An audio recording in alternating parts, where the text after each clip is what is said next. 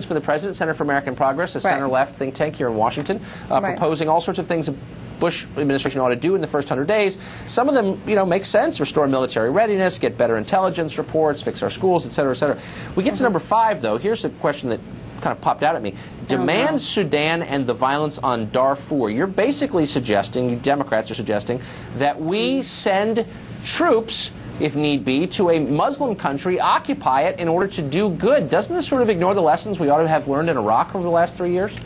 Well, we're not suggesting that you start with putting troops into Sudan, but what we're suggesting is that the administration has been very hot and cold on Sudan. They had earlier in the administration, when Zelek was still the Deputy Secretary of State, he spent a lot of time in Sudan, and he was actually able to make some good progress, but then he left, and now there's an envoy over there now. But when Bolton had the chance to weigh in, when the rest of the UN Security Five was meeting in on Darfur in Africa, he took a pass. So what we're saying if the U.S. would play a more active, permanent, and consistent role in Darfur, that we think that they would make a difference. Here's what I'm confused by, though. Here you have North Korea and Iran, both of which threaten the world. Both of those regimes commit human rights atrocities on a far larger scale than anything you've seen in Darfur. There's problems all over the world, as exactly, but those countries threaten our existence and the existence of our allies, such as Israel.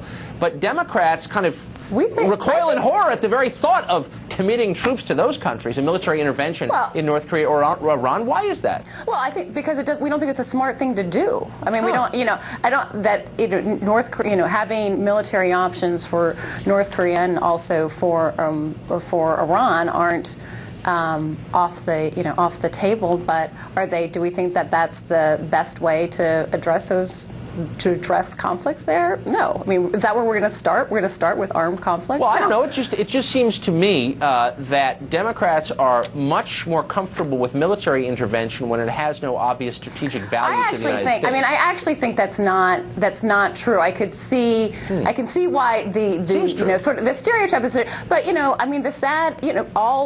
the same people who say Bill Clinton wouldn't go into into Rwanda because of what happened to the U.S. Marines in Somalia, say that Democrats, to the contrary, they're scared to use our power, be it military, diplomatic, and otherwise, to fight genocide. And they said that Clinton wasn't willing to do it in Rwanda. I don't think that at all. I think Democrats are scared to use it when it might benefit us. They're happy. Clinton himself has said, "I wish I'd gone into Rwanda," as if that wouldn't have been a disaster. It would have been. But I actually think that in terms of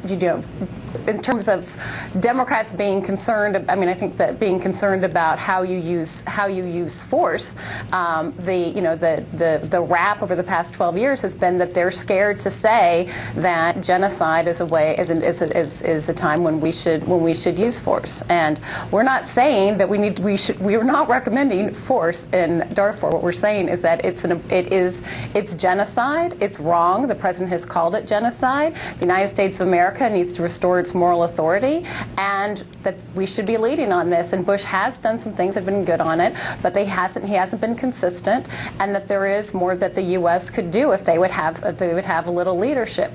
But military armed conflict isn't the first option in Sudan or Iran or North Korea. You're not selling me, but I appreciate you're doing a good